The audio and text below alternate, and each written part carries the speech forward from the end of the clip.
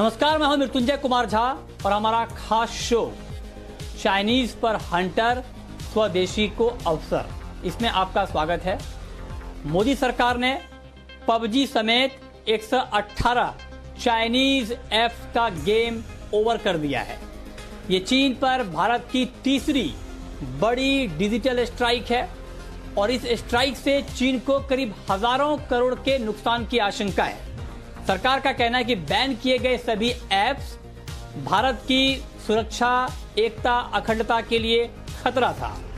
सरकार की कार्रवाई के बाद अब सवाल उठता है कि ये ऐप्स देश की सुरक्षा के लिए खतरा कैसे बन रहे थे, कौन कौन से खतरे थे और ये खतरे किस तरह से थे, कहां पर थे, इसको हम डिटेल में समझेंगे। ऐप बैन के बाद अब हमारे पास क्या विकल्प बचते हैं? क्या भारत के पास संभावनाएं हैं कि अब हम अपना ऐप डेवलप कर पाएं? और इस बैन के बाद भारतीय डेवलपर्स के लिए कितनी बड़ी अपॉर्चुनिटी आई है? इन तमाम मुद्दों पर हम बातचीत करेंगे, लेकिन सबसे पहले देखिए यह खास रिपोर्ट।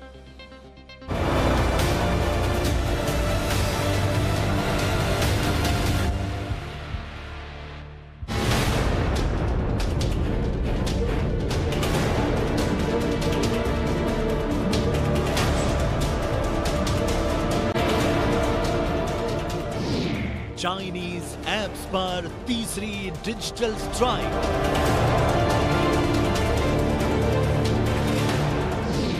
जासूसी करने वाले 118 चीनी ऐप पर गिरी गाज।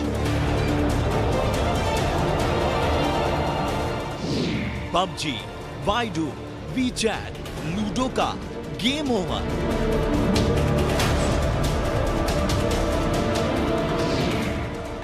बैन से चीन को हजारों करोड़ की चपत।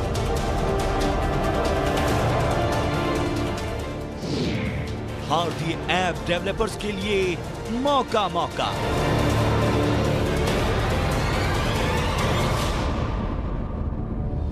मोदी सरकार ने चीन पर तीसरी बड़ी डिजिटल स्ट्राइक करते हुए पबजी सहित कुल 118 चीनी ऐप्स को बैन कर दिया है। सरकार ने इन ऐप्स पर आईटी एक्ट के सेक्शन 69A के तहत कार्रवाई की है। ऐप्स बैन की सबसे बड़ी वजह डेटा का गलत इस्तेमाल और जासूसी है। चीन के लिए यह बैन बड़ा झटका है, क्योंकि इन ऐप्स का भारत में यूजर बेस करोड़ों में है, जिससे उन्हें कई हजार करोड़ की कमाई होती थी। अकेले पबजी की बात करें तो भारत में पबजी के 17 करोड़ से ज्यादा डाउनलोड हैं, जबकि करीब 100 देशों तक फैले इस गेम को 56 करोड़ से ज्यादा यूजर्स यूज करते हैं। ऐप स्टोर पर रेवेन्यू में भी ये गेम नंबर 1 पर है, लेकिन बैन से चीन को करीब 5000 करोड़ की चपत लगी है। हालांकि पबजी बैन करने का फैसला लोगों को चौंकाने वाला लग रहा है, क्योंकि पबजी को South Korean video gaming company Blue Hole ने डेवलप किया था, लेकिन चीन की कंपनी टेंसेंट की इसमें हिस्सेदारी है, जिसकी वजह से इसे बैन कर दिया गया है। लद्दाख में चीन से चल रही तनातनी के बीच आईटी मंत्रालय ने जिन ऐप्स को बैन किया है, उन्हें 3 कैटेगरी में बांटा है। ये कैटेगरी है gaming app, social media app और यूटिलिटी ऐप। इनमें से गेमिंग ऐप कैटेगरी में PUBG, cyber hunter, ludo world, mafia city सहित कुल 37 ऐप्स हैं। सोशल मीडिया ऐप कैटेगरी में Baidu, WeChat world, go SMS pro, kitty live सहित कुल 15 ऐप हैं। और यूटिलिटी ऐप कैटेगरी में apps launcher, CamCard business, beauty camera, app lock, message lock सहित कुल 66 ऐप्स को बैन कर दिया गया है।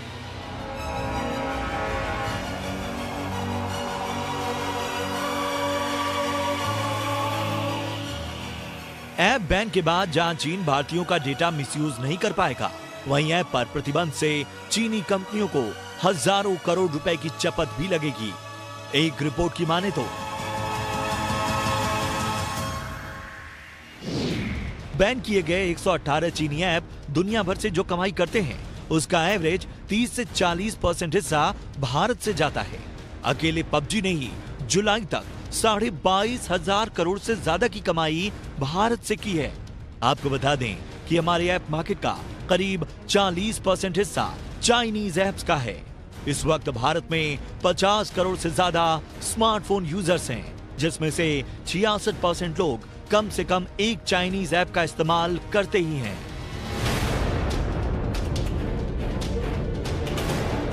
अब दोनों देशों के बीच चल रहे मौजूदा हालात में भारत कभी नहीं चाहेगा कि उसके इतने बड़े डिजिटल नेटवर्क पर चीन का कंट्रोल हो।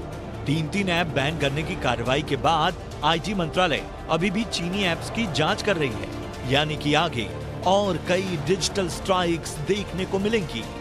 मोदी सरकार अब तक चीन के 224 ऐप बैन कर चुकी है।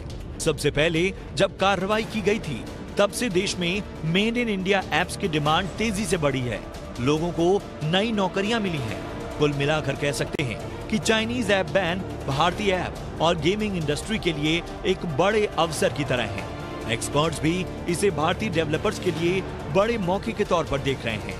उनका मानना है कि सरकार के इस कदम से देसी ऐप डेवलपर्स नए ऐप्स बनाने के लिए उत्साहित होंगे। ब्यूरो रिपोर्ट, जी मीडिया।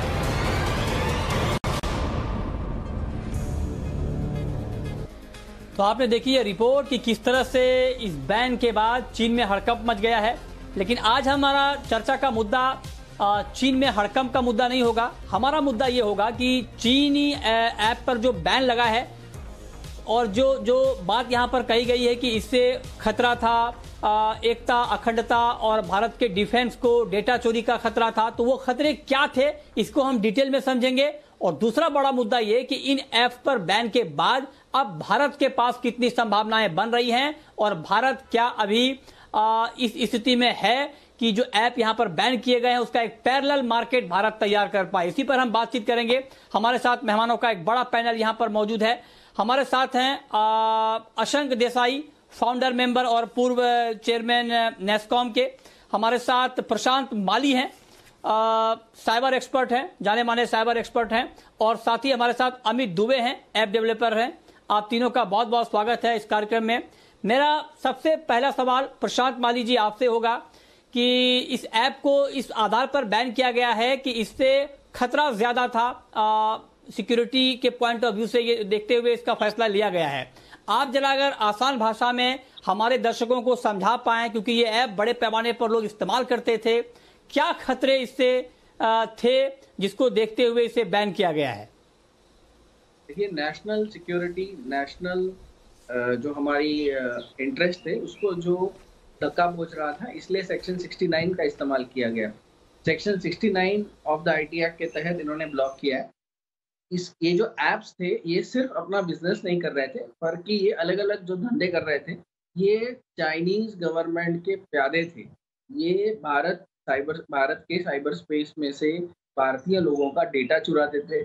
ये अलग अलग जो कैमरा कॉम्प्रोमाइज कर लेते थे या फिर माइक्रोफोन कॉम्प्रोमाइज करके एक बड़ा आवाज का, लोगों के आवाज का डेटाबेस चीन ने बना रखा था। तो ये चल रहे लंबे चल रहे जो साइबर वॉरफेयर में ये इनके प्यादे थे, और इसीलिए भी इनको बैन करना जरूरी था कि इसी को यूज करके ये इकोनॉमिक जो वॉरफेयर है, साइबर वॉरफेयर है, ये अलग दो वॉरफेयर चीन इसको अंजाम देता था। और इसको बंद करने से ये दोनों ही चीजों में चीन को थोड़ा पीछे हटना पड़ेगा। और हमारे भारतीय जो एप्स हैं उनको काफी सारी अपॉर्चुनिटीज मिलेंगी एप्स को डेवलप करने की, और हमारी जो सिक्योरिटी है उसमें भी सेंध नहीं लगा पाएगी चीन। अच्छा, तो आपने ये बताया कि क्या क्या खतरे थे और इन ऐप्स को क्यों बैन करना पड़ा। ठीक है, अब ये ऐप तो बैन हो गया है। अब कहानी को आगे बढ़ाते हैं कि इन ऐप्स के बैन होने के बाद अब हमारे लिए कितनी संभावनाएं खुली हैं, और इस पर मैं आऊंगा। और इस पर मेरा पहला सवाल अशंक देसाई जी आपसे होगा। आप नेस्कॉम को रिप्रेजेंट कर चुके हैं। मैं जानना चाहता हूं, क्योंकि ये कहा जाता है कि भारत जो है एक सॉफ्ट पावर है, हम सॉफ्टवेयर में हमारी महारत है, हमारे पास बड़ी बड़ी आईटी कंपनियां हैं। तो क्या अब हम सक्षम हैं कि इन ऐप्स का तोड़ निकाल पाएं और हम खुद अपना नया ऐप्स और इसी तरह का ऐप्स, इससे बढ़िया ऐप, सुरक्षित ऐप डेवलप कर पाएं? क्या हमारे अंदर वो पोटेंशियल है, हमारी कंपनियां उतनी तैयार हैं? देखिए, इंडियन आईटी इंडस्ट्री जो है आज वो करीबन $170 बिलियन साइज की है और करीबन 45 मिलियन यानी 45 लाख लोग आईटी प्रोफेशनल्स उसमें काम कर रहे हैं। उस जब दुनिया में सबसे बड़ा आईटी फोर्स कहाँ हो तो इंडिया में है यार। तो और वो सब लोग दुनिया भर में सॉफ्टवेयर करके दिखा रहे हैं कि हम कैसा सॉफ्टवेयर बनाते हैं, इसलिए तो हमें बुलाते हैं दुनिया भर में। हमारा 90% एक्सपोर्ट है। तो इसका मतलब ये है कि हमारे पास टैलेंट की कुछ कमी तो है नहीं। टैलेंट तो इतनी है कि बहुत सारे गेम्स तो मुझे लगते हैं कि चाइना में भी हुए गेम शायद हमारे यहाँ डेवलप हो गए होंगे, पता नहीं मुझे। कभी कभी बहुत सारे गेम्स डेवलपर सॉफ्टवेयर इंडिया में डेवलप करते हैं, अभी चाइनीज की मुझे मालूम नहीं, मगर बहुत सारे गेम्स डेवलपर कंपनी इंडिया में है जो गेम्स बनाती हैं और वो गेम्स उनके नाम पे नहीं जाती हैं, वो जाती हैं जो ब्रांड है, अमेरिका में हो, यूके में हो, जर्मनी में हो, वो नाम पे जाती है। तो ऐसा नहीं है कि हम न तो टैलेंट है, मगर मुझे लग रहा है कि बहुत सारे गेम अब भी हम डेवलप करते होंगे। तो इंडिया में टैलेंट इतना बड़ा है कि हमें उसकी चिंता करने की कोई भी जरूरत नहीं है। हम सब एप्स बना सकते हैं, अपॉर्चुनिटी है तो। अच्छा, तो आप कह रहे हैं कि हमारे पास पर्याप्त टैलेंट है, हम सारे ऐप्स बना सकते हैं, और आप ये भी कह रहे हैं कि जितने ऐप्स वहां के बैन किए गए हो सकता है कि उसमें भारतीय दिमाग ही इंप्लीमेंट हुआ हो। ठीक बात है, आप कह रहे हैं कि हमारे अंदर क्षमता पूरी है। अब अगर क्षमता पूरी है तो हाँ ठीक है, लेकिन टैलेंट हमारे अंदर है, इसमें कोई शक नहीं है। अब इसी सवाल को मैं आगे बढ़ाता हूं। अमित दुबे जी, आपके पास आता हूं। आप ऐप डेवलपर हैं और बड़ी हैरत होती है, मैं तो पहली बार ये डेटा देखा और मुझे अंदर से बड़ा मलाल हो रहा है कि हमारे देश में इन ऐप्स के इस्तेमाल से चीन ने कितना पैसा कमाया है। एक एग्जांपल पबजी का है, और पबजी में भारत में 175 मिलियन से ज्यादा इंस्टॉलेशन पबजी के भारत में हुए हैं, जो ग्लोबल मार्केट का 24% है। और हैरत की बात यह है कि जो चीन, जहां पर जिसने ये ऐप बनाया है, जो ये गेम बनाया था पबजी का मोबाइल गेम, वहां पर सिर्फ 17% इंस्टॉलेशन है। मतलब दुनिया में हम नंबर 1 पे हैं। और जो ये बनाने वाली जो पेरेंट कंपनी है टेंसेंट, इसने 7 महीने में अपना रेवेन्यू डबल कर लिया था। अगर इतनी ज्यादा अपॉर्चुनिटी है तो हम लोग ऐप डेवलप करने में अब तक पीछे हैं क्यों? क्या चुनौती आ रही है, क्या दिक्कत आ रही है जो आपको लगता है कि अगर उन दिक्कतों को दूर कर दिया जाए तो हम जल्द इस तरह के ऐप को अच्छी तरीके से बना सकते हैं? देखिए, कुछ चीजें हैं जो मैं एज ए चैलेंज आपके लोगों के सामने रखना चाहूंगा, क्योंकि ये बिजनेस जो है ये कई सारे ऐसे थर्ड पार्टी वेंडर्स पर डिपेंड करता है। कोई भी ऐप जो होती है वो क्लाइंट सर्वर बेस्ड ऐप होती है, उसमें एक सर्वर की जरूरत होती है, एक डेटा सेंटर की जरूरत होती है, और फिर उस क्लाउड जो सर्वर्स हैं, नॉर्मली जो सर्वर्स हैं वो या अमेजन है, माइक्रोसॉफ्ट है, गूगल के हैं, जो बाहर के। अभी तक इंडिया में इस तरह की कोई पॉलिसी नहीं है कि हम इनको इंडिया में एस्टैब्लिश कर पाए। तो उस वजह से जो रेगुलेशंस हैं वहां पर कई सारी ऐसी ऑफर्स भी देते हैं कि आप यूएस में कोई स्टार्टअप स्टार्ट करो तो 4-5 साल के लिए वो सर्वर फ्री भी दे देते हैं, 3 साल के लिए भी फ्री है। तो बड़ा इंकरेजमेंट होता है। तो वही ऐप डेवलपर जो इंडिया में बिजनेस करना चाहता है, कई बार उसके लिए वो पेड सर्विस होती है, पर वो बाहर चला जाए और वहाँ बिकॉज ऑफ वो जो सीड फंडिंग है उसमें या जो प्लेटफॉर्म है वही उनको फ्री दे देता है, उसके लिए ओवरऑल कॉस्ट बहुत कम हो जाती है। पहली चीज। दूसरी चीज, रेगुलेट जो अभी जो अपॉर्चुनिटी क्रिएट हुई जो आप बोल रहे हो, ये सिर्फ इंडियन डेवलपर्स के लिए नहीं हुई है, ये वर्ल्ड वाइड किसी के लिए भी हुई है।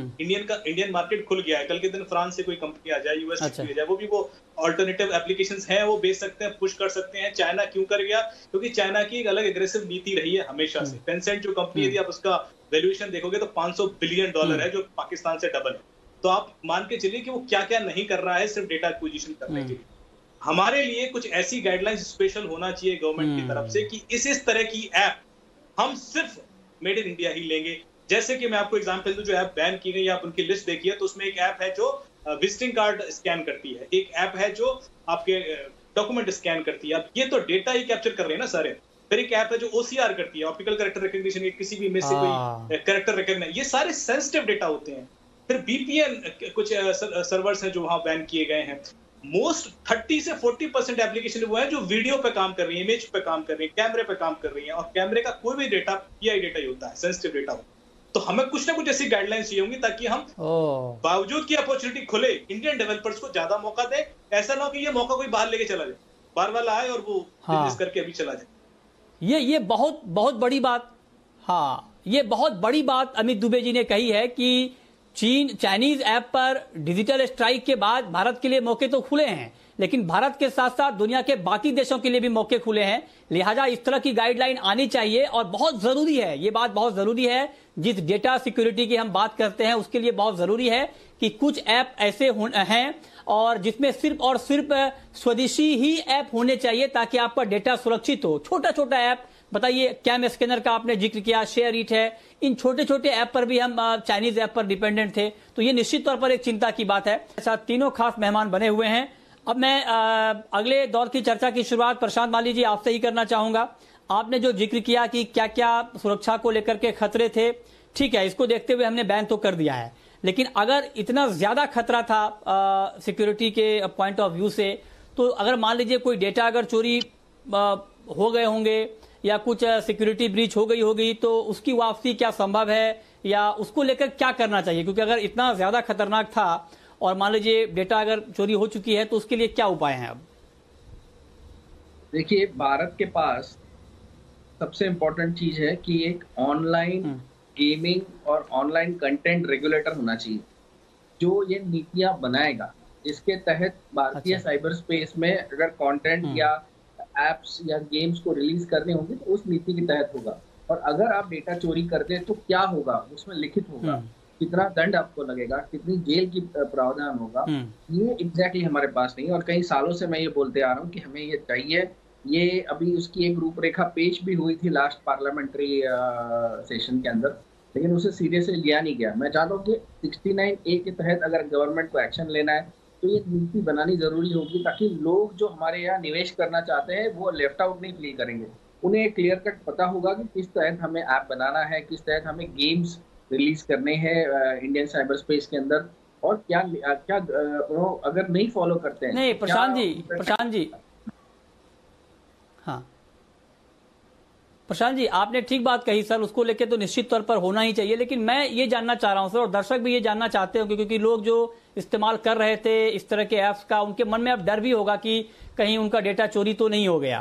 तो जो हो गया उसका कोई विकल्प है क्या रिकवरी का, या उसमें आप कुछ नहीं कर सकते? अभी तो जो हो गया वो सब चाइनीज सर्वर्स पे है मेजॉरिटी, तो हम उसमें ज्यादा से ज्यादा अभी सरकार के साथ एक्शन ले सकती है, वो पूछ सकती है कि डेटा का क्या होगा, या हम इंटरनेशनल कोर्ट में केस दाखिल करके इसके बारे में कुछ जीरा कर सकते हैं। लेकिन ज्यादा तो हमारे हाथ में अभी इसमें नहीं, क्योंकि हमारी नीति पहले से बने नहीं हुई थी। हमारे इस डेटा और डेटा का जो आदान प्रदान है उसके अंदर एक क्रॉस बाउंड्री डेटाबेस का आदान प्रदान है, उसमें काफी, और जो हमारा पर्सनल डेटा प्रोटेक्शन एक्ट है जो हमारे डेटा प्राइवेसी को बचाए रखेगा, वो अभी पारित नहीं हुआ, इसीलिए भी ये बड़ी दिक्कत है। ठीक है। अब मैं अशंक जी आपके पास आना चाहता हूं सर। जिस बात का जिक्र अभी अमित दुबे जी ने कहा कि क्या क्या चुनौतियां हैं, और अगर इन चुनौतियों को एड्रेस कर लिया जाए तो हम निश्चित तौर पर कैपेबल हैं कि हम अपना बढ़िया ऐप डेवलप कर सकते हैं। तो आपको क्या लगता है, आपको इन चुनौतियों के अलावा और क्या नई चुनौतियां दिखती हैं जिसको आपको लगता हो कि तुरंत एड्रेस करना जरूरी है, और तब हम ऐप के मार्केट में बहुत अच्छा कर सकते हैं? आपने ऑलरेडी कहा कि टैलेंट हमारे पास बहुत है, तो तत्काल प्रभाव से क्या कुछ बड़े और कड़े कदम उठने चाहिए ताकि हम इस दिशा में अच्छा काम कर पाए? देखिए, एक बात है जो रेगुलेशन की हो, डेटा प्रोटेक्शन की हो, वो तो बहुत जरूरी है, उसके लिए एक फ्रेमवर्क चाहिए। मगर हमें ये भी सोचना है कि हमारे जो गेम्स हैं वो इंटरनेशनल क्वालिटी के हो। आज बात ऐसी है कि कोई भी गेम हो उसके पीछे बहुत सारा रिसर्च पड़ा रहता है। वो कंज्यूमर्स रिसर्च करते हैं, वो देखते हैं इवन आपके जो आप प्रेस कैसा करते हैं और कौन से अंगूठे से करते हैं या फिंगर से करते हैं, इस पे भी बहुत सारा रिसर्च चल रहा है आजकल। तो एक बहुत सारा रिसर्च बॉडी है जहाँ गेम्स कैसे इफेक्टिव बनाई जाए, वो एक बात है, वो ऑपरेशनल बात हो गई। दूसरी बात होगी क्रिएटिविटी की। आज हमें आईटी टैलेंट की जरूरत है, मगर हमें ऐसी भी जरूरत है जहाँ क्रिएटिविटी फ्लरिश हो। जो गेम्स की जो बात है वो खाली सॉफ्टवेयर की नहीं है, वो तो प्रेजेंटेशन की बात है, यू नो। तो वो कैसे करना, उसको सीक्वेंसिंग कैसे करना, ये भी एक टैलेंट है। ये टैलेंट हमें देखना पड़ेगा हमारी कंट्री में। हमारे यहाँ है, ऐसी बात नहीं है कि नहीं है। हम बहुत सारी मूवीज बनाते हैं आज अमेरिका के लिए, तो ये मूवमेंट और क्रिएटिविटी की बात हमें स्ट्रेंथन करनी पड़ेगी। और लास्ट और मोस्ट इम्पोर्टेंट क्या है कि हमें आज मार्केटिंग और सेल्स इंफ्रास्ट्रक्चर और ब्रांडिंग का जो एक माहौल है वो बनाना पड़ेगा। आज कौन से भी गेम्स आपको बनाने हैं तो सिर्फ आप इंडिया में करना चाहते हैं तो एक बात है, मगर आपको इंटरनेशनल मार्केट भी देखना जरूरी है। आप जो टिकटॉक है या जो भी गेम्स चाइनीज है वो पॉपुलर क्यों हुए? वो चाइना मार्केट पे रह सकते थे ना, वो ऐसी बात नहीं थी कि चाइना में मार्केट नहीं है, चाइना में मार्केट बड़ी है, मगर उन्होंने पहले से तय किया था कि हमें एक्सपोर्ट करना चाहिए, हमें विजिबिलिटी चाहिए, हमें डेटा चाहिए, वो उनके कोई भी इरादे हो, मगर उनका विजन इंटरनेशनल था। तो हमें विजन की भी जरूरत है, हमें एंटरप्रेन्योर चाहिए आज जो देख सके कि हमें न तो इंडिया में अपॉर्चुनिटी लेना है, हमें प्रोटेक्शन मिला है, वो अच्छी बात है, ठीक है, मगर वो प्रोटेक्शन से हम सेटिस्फाई नहीं होने चाहिए। हमें बात करनी है दुनिया के बारे में। मैं सोचता हूँ कि हमारा ऐप दुनिया भर में आए, अमेरिका में देखा जाए, चाइना में भी देखा जाए, शायद तो दुनिया भर में आए, ये बहुत बड़ी बात है। हाँ, ये आपने बहुत अच्छी बात कही जी, क्योंकि हमारा जो बेस्कॉम में जो हमारा विजन, ये आपने बहुत अच्छी बात कही सर। था हमारा विजन था दुनिया भर में जाने के लिए, इंडिया में नहीं सिर्फ। हाँ, ठीक बात। आपने कहा कि आपका विजन या भारत का विजन ये था कि हम दुनिया भर में जाएं। हाँ, ठीक बात है सर, आपने बहुत महत्वपूर्ण बात कही कि सिर्फ ये प्रयास नहीं होना चाहिए कि हम भारत के लिए ऐप डेवलप करें, हम ग्लोबल मार्केट के लिए भी डेवलप करें, और चीन ने भी यही किया। इनफैक्ट चीन ने दुनिया के मार्केट को पकड़ा। अब मैं आखिरी सवाल अमित जी आपसे पूछना चाहता हूं, आप ऐप डेवलपर हैं, इंडियन ऐप मार्केट में अभी क्या चल रहा है, क्या कुछ नए ऐप डेवलप हो रहे हैं? पहला सवाल। दूसरा ये कि जो बात अभी अशंक जी ने कही कि क्वालिटी भी बहुत महत्वपूर्ण है और तभी हम ग्लोबल मार्केट को भी कैप्चर कर पाएंगे, क्या उसको ध्यान में रखते हुए हम ऐप मार्केट पर काम कर रहे हैं अभी? और अगर नहीं कर रहे हैं तो उस दिशा में काम करने के लिए कितना वक्त लगेगा और क्या कुछ चाहिए?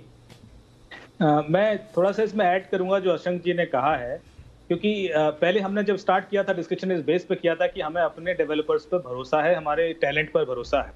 और मैं उस पर थोड़ा सा और 2 पॉइंट ऐड करूंगा कि जितने ये ऐप डेवलपर कंपनीज हैं, इनका जो अधिकतर डेवलपमेंट काम है कई सारी कंपनीज का इंडिया के थ्रू ही हुआ है, आउटसोर्स यही हुआ था, यहीं पर कोडिंग हुई है।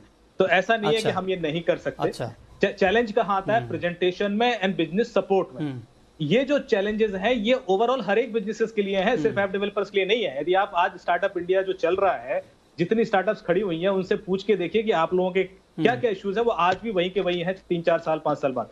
कई सारे ऐसे जो कंफर्ट जो हमें देने पड़ेंगे जो ओवरऑल इकोनॉमी को बूम करे थ्रू स्टार्टअप प्रोग्राम्स, उसके लिए लोग तैयार हैं, एंटरप्रेन्योर बनना चाहते हैं, पर सपोर्ट सिस्टम उतना फास्ट नहीं है। ये मैं आपको बड़े दावे के संग कह रहा हूं क्योंकि मैंने खुद कंपनी चलाई और बेची। तो जितने चैलेंजेस आए, यहाँ पर आदमी हाथ जोड़ लेता है कि मैं बिजनेस नहीं करूंगा, भले ही बाहर चला जाऊं, नौकरी कर लूं। ये जो मानसिकता, इतना डर है ना जो लोगों को बिजनेस करने वाले को, ये जब तक नहीं हटेगा ना, ऐप बनाना बहुत आसान है, मार्केट करना बहुत आसान है, एक्सपोर्ट भी हो जाएगा, पर जो इंटरनल ब्यूरोक्रेसी है, लोग क्या करते हैं, सिंगापुर में कंपनी खोल लेते हैं, लोग बाहर खोल लेते हैं, इंडिया में बना रहे होंगे, सारे मतलब डेवलपर्स यही होंगे, पर बिजनेस बाहर से कर रहे होंगे। तो ऐसा क्यों हो रहा है? क्यों लोग नहीं यहां पर रजिस्टर करके करने की हिम्मत कर पा रहे हैं? वो ब्रेक करना बहुत जरूरी है, तब रियल जीडीपी में जो इम्पैक्ट आएगा। नहीं तो वो मॉडल वही रहेगा, हमारे ही लोग हैं बाहर बैठ के बिजनेस कर रहे होंगे। हाँ, ये आपने बहुत ही बारीक बात कही। मतलब कुल मिलाकर चर्चा की का सार ये है और नतीजा ये निकला कि हमारे पास पर्याप्त पोटेंशियल है, हम कर सकते हैं, और हम सिर्फ कर नहीं सकते हैं, हम अच्छी क्वालिटी के ऐप बना सकते हैं। जो थोड़ी बहुत दिक्कत है बिजनेस के फ्रंट पर, अगर उसको दूर कर लिया जाए तो निश्चित तौर पर भारत का जो ऐप है वो ना सिर्फ भारत में बल्कि दुनिया में भी परचम लहराएगा। बहुत बहुत शुक्रिया आप तीनों खास मेहमानों का हमारे साथ इस खास चर्चा में जुड़ने के लिए। तो फिलहाल इस खास पेशकश में इतना ही।